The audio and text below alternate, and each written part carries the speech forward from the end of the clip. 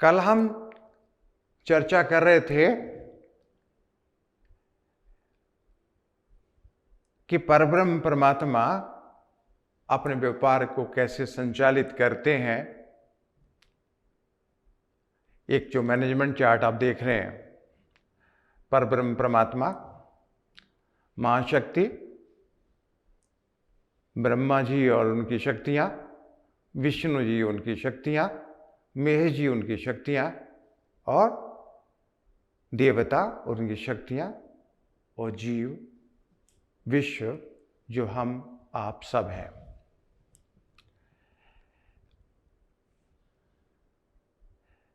कल हम बात कर रहे थे कि ब्रह्मा विष्णु महेश जी विमान द्वारा महाशक्ति के लोक में पहुंचते हैं और उनको ज्ञान देकर सृष्टि की रचना के लिए ब्रह्मा जी को, विष्णु जी को पालन करने के लिए और महेश जी को संहार करने यानी नवीनीकरण करने के लिए दोनों को संचालक अपने अपने डिपार्टमेंट का हेड बनाकर नीचे भेजते हैं। लेकिन भेजने से पहले उनको महान तत्व देते हैं। आज हम महान तत्व के ऊपर बात करेंगे।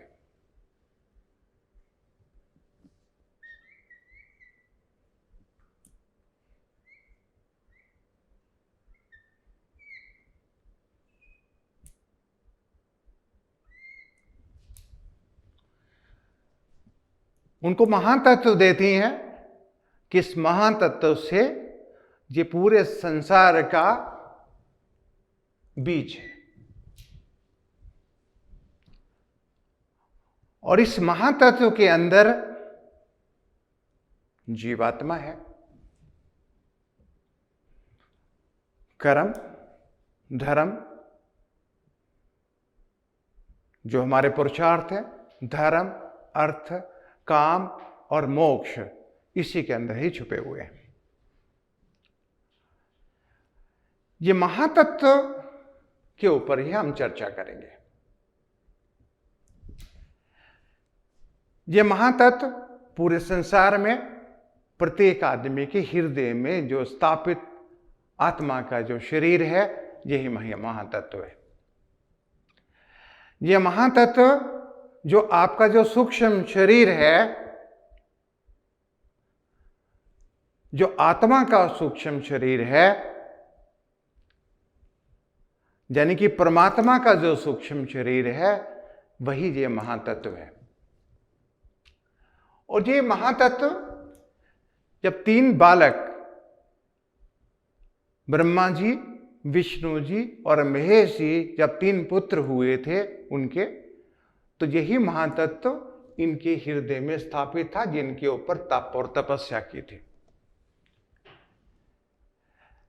पहले जो बहुत सारी व्याख्या की है अष्टांग के ऊपर, लंबा चढ़ा जो सिलेबस था जो आपको पालन करना था और जो उन्होंने तप तपस्या करते हुए इस महातत्व के पास उसके ऊपर अनुसंधान किया और ऐसा ही उन्होंने बहुत सारे ऋषि मुनियों को बताया कि इसी तरह से तप तपस्या करने के बाद आपको मिल सकता है।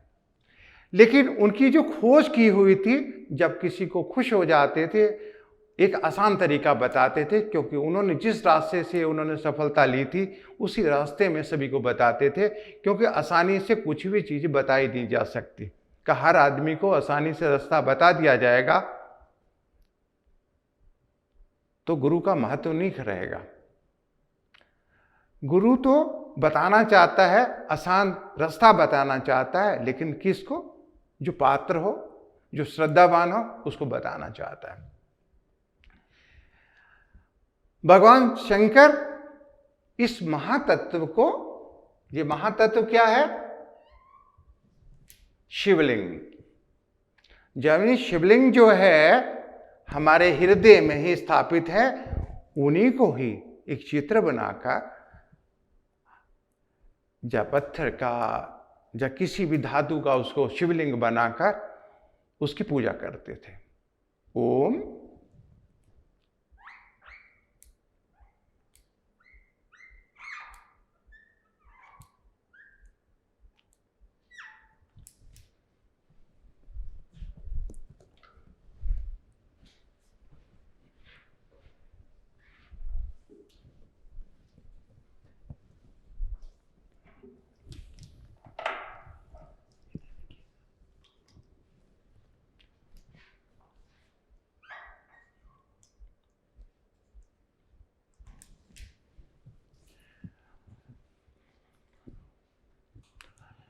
ओम क्या है?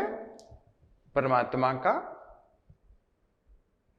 नाम, यानी परमात्मा का मंत्र। इस महातत्व के बीच में परमात्मा विराजमान थे, लेकिन उस परमात्मा के शरीर को आपके स्थूल शरीर में स्थापित कर दिया गया। जो हमारा स्थूल शरीर दिखने में आता है, उस स्थूल शरीर के अंदर इस महातत्व को स्थापित कर दिया गया। लेकिन जो उसमें परमात्मा थे, उनका नाम क्या था? ओम। ओम उनका प्रणोनेम। उन्होंने ओम नमः शिवाय।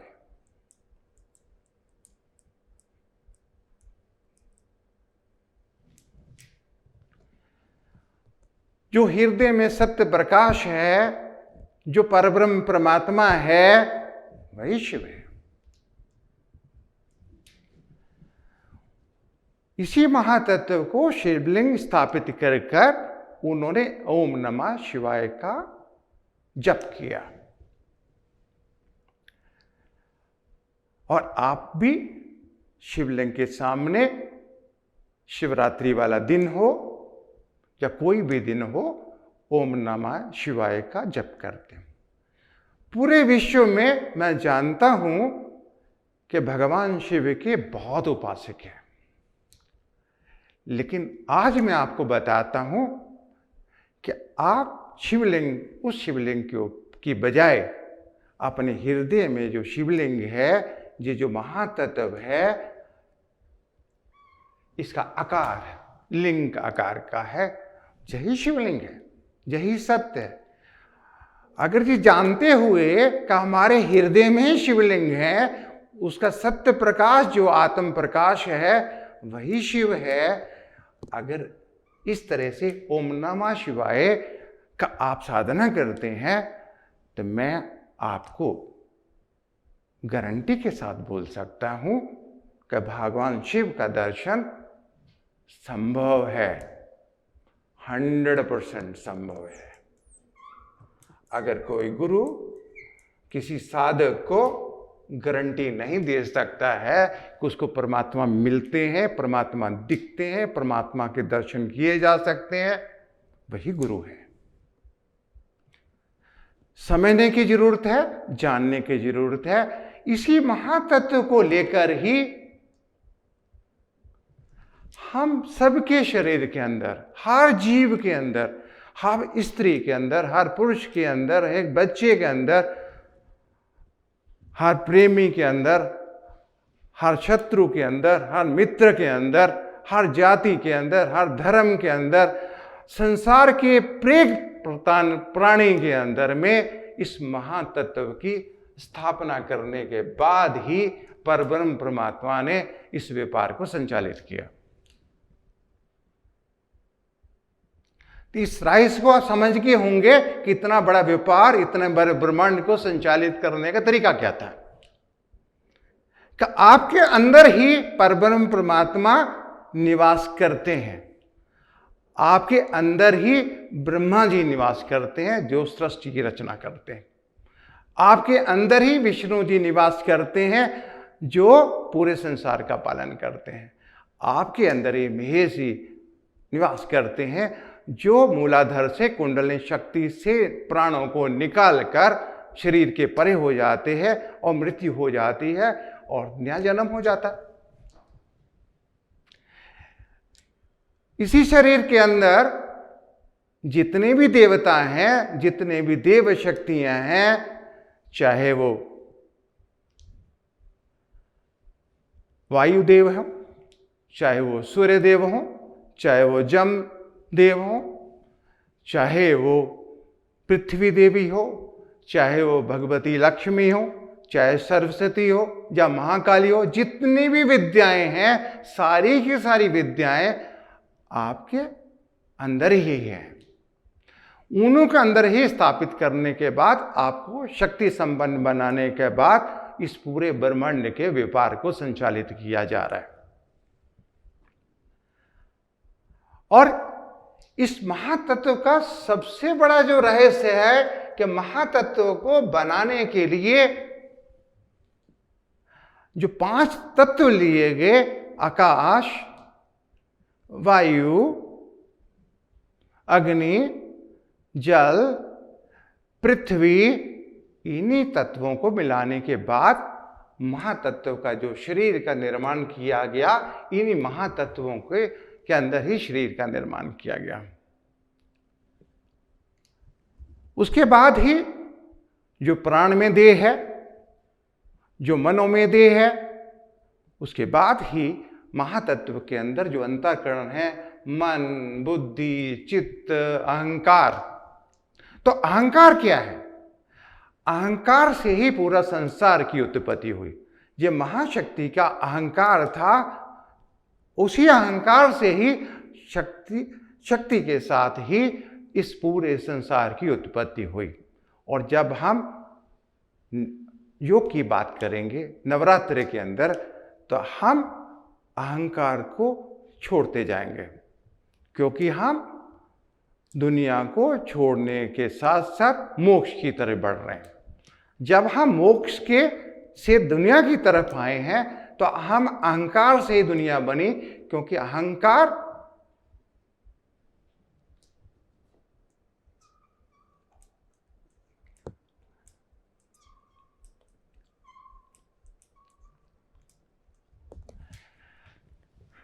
आज मैं आपको बताता हूं, कब स्कूल पढ़ने जाते हैं, जब पास होते हैं, फर्स्ट स्टैंडर्ड पास होते हैं, अच्छे नंबर से पास होते हैं, तो आपको बोला जाता है आप फर्स्ट स्टैंडर्ड पास हो गए। तो ये फर्स्ट स्टैंडर्ड क्या है? पास होना आपका क्या है? अहंकार। ये क्या है? सच्चा अहंकार।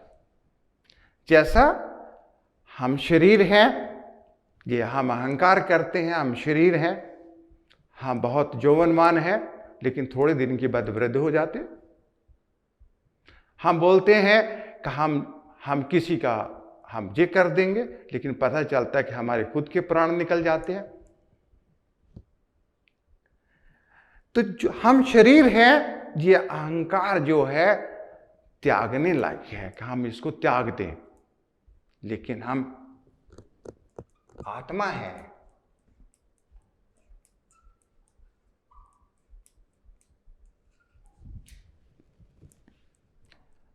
इस अहंकार को हम त्याग नहीं सकते। इस अहंकार को हमें ग्रहण करना है कि हम आत्मा हैं।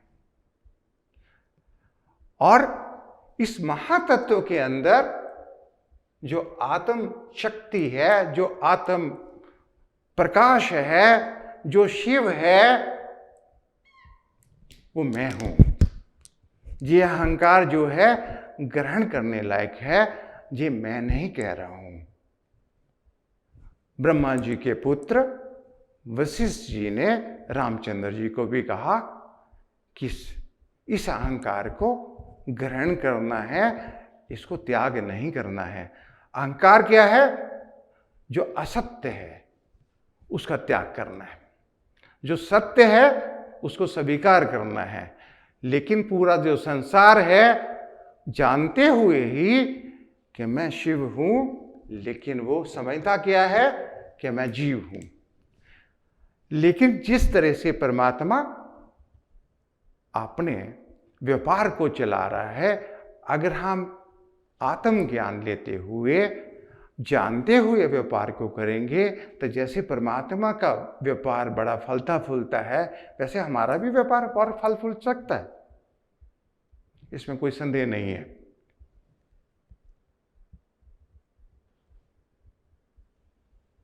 तो इस महातत्व के अंदर को जानना बहुत जरूरी है। अगले नवरात्रे वाले जो दिन आने वाले हैं, 9 नवरात्रे, 10वीं, और उसके बाद जो अध्यात्म की ऊंचाइयों के ऊपर जिसको हम परमहंस अवस्था तक पहुंचने की अवस्था, जो 6 और कलाएं हैं, उसके ऊपर भी हम चर्चा बहुत डिटेल से करेंगे कि हमारे पास क्या छुपा हुआ खजाना है, उस खजाने को हम किस तरह से निकाल सकते हैं। हम एक एक बात में बताने में कोई कंजूसी नहीं करेंगे, क्योंकि समझते हुए अगर किसी चीज़ को आप करते हैं, किसी साधना को करते हैं, वो आसान हो जाती है। जब तक आप समझते नहीं है, बिना समझते हुए किसी चीज़ को करते हैं, तो आपको नहीं मिलते। जैसे ये महातत्व क्या था, इसके अंदर एक लाइट, आत्मा यानी कि ज्योत, एक दीपक जलता है, रोशनी देता है, लेकिन दीपक के नीचे जो होता है अंधेरा होता है। हम दीपक के नीचे बैठे हुए हैं, अंधकार में बैठे हुए हैं, लेकिन दीपक का प्रकाश हमें नहीं मिल रहा। जो दीपक के हम नीचे बैठे हैं, तो वो क्या है? हमारा शरीर, जो हमारा स्थूल शरीर है। हम इसी को सब समझते हैं जी, लेकिन इस स्थूल शरीर के अंदर उतरकर, इसको जानकर, जब हम उस प्रकाश के पास पहुंचते हैं, यही अंधकार से प्रकाश की तरफ की यात्रा है। यही ध्यान से समाधि तरफ की यात्रा है। यही मृत्यु से अमरता की तरफ यात्रा है। और आज जो युग चल रहा है, जो बीमारियों का युग, कोरोना का युग चल रहा है, मैं कहता हूं जितने भी डॉक्टर हैं जो शरीर विज्ञान से संबंधित हैं, उनको ये जानना बहुत जरूरी है कि शरीर के अंदर जो महातत्व या महाशक्ति इस शरीर को संचालित करती है, जो शरीर के हर पार्ट को कैसे संचालित होता है, उसको उनका जानना बहुत जरूरी है। वर्ल्ड हेल्थ ऑर्गेनाइजेशन का जो चेयरमैन है, चाहे इंडिया में है, जो वर्ल्ड लेवल पे है, उनको भी योग साधना को जानना बहुत जरूरी है। जब तक उसको नहीं जानते हैं, तब तक वर्ल्ड हेल्थ ऑर्गेनाइजेशन में चेयरमैन बनने के वो काबिल नहीं है। उनको ये जानना बहुत आवश्यक है, कम से कम अपने बारे में, अपने शरीर के बारे में जब तक वो नहीं जानते हैं, तो दूसरे शरीर के विज्ञान के बारे में जो भी कुछ बताते हैं, वो उतना ही बताते हैं जितना उन्होंने किताबों से पढ़ा। लेकिन अपने ऊपर उन्होंने कोई अनुसंधान किया ही नहीं है, अपने बारे में उन्होंने जाना ही नहीं है। दूसरा, ये प्रजातंत्र है, डेमोक्रेसी है पूरे वर्ल्ड में। जितने भी शासक हैं, जितने भी राजनीतिक हैं, उन सभी राजनीतिक को इस यात्रा के अंदर जानना चाहिए। जब तक वो स्वयं को जानते नहीं हैं, तब तक दूसरे को जान नहीं सकते हैं, दूसरे की सेवा नहीं कर सकते। क्योंकि वेदों में मंत्र थे कि एक विद्वान पुरुष के पास जाओ, उनसे निवेदन करो कि आप मेरे राजा बन जाओ। यही डेमोक्रेसी, वेदों में बहुत सारे मंत्र मिलते हैं। तो उन्हीं को ही वोट लेने का अधिकार होना चाहिए, जो आत्मज्ञानी हैं, जो जानते हैं कि हम कौन हैं। लेकिन क्योंकि आत्मा का ना कोई जाति नहीं होती, आत्मा का कोई धर्म भी नहीं होता, आत्मा की किसी देश की नागरिकता की नहीं होती। पूरा ब्रह्मांड एक है, पूरा वर्ल्ड एक है। हम किस तरफ जा रहे हैं, हम किसको मारने के लिए हथियार बना रहे हैं, किसको जीतने के लिए हथियार बना रहे हैं, हम सबको इसको जानना अति आवश्यक है कि शांति हमारे घर में तो होनी चाहिए, हमारे देश में भी होनी चाहिए, पूरे विश्व में भी होनी चाहिए। इसलिए सभी को इस आत्मा का, इस आत्मा का, इस शिव का, इस महातत्व का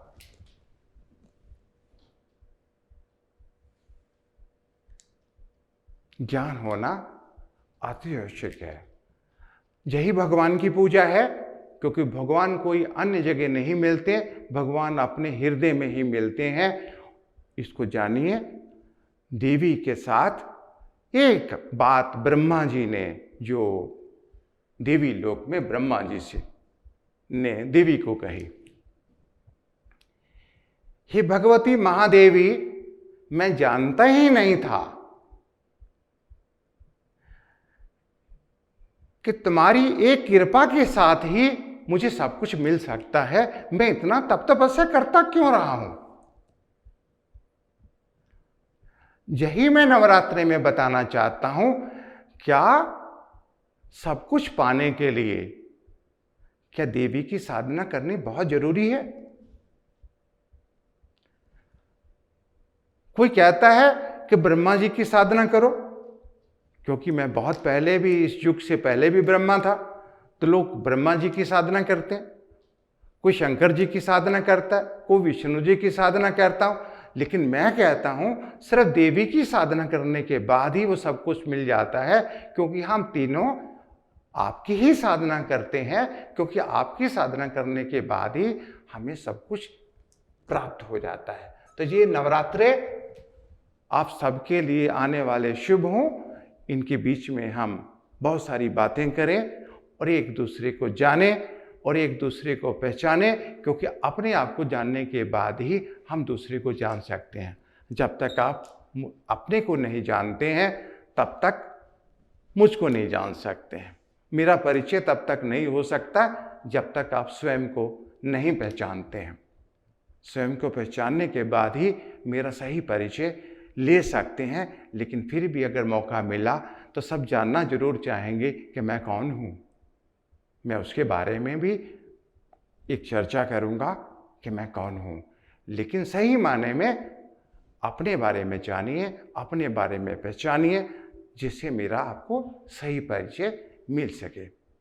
धन्यवाद, और फिर आपको जल्दी ही मिलेंगे।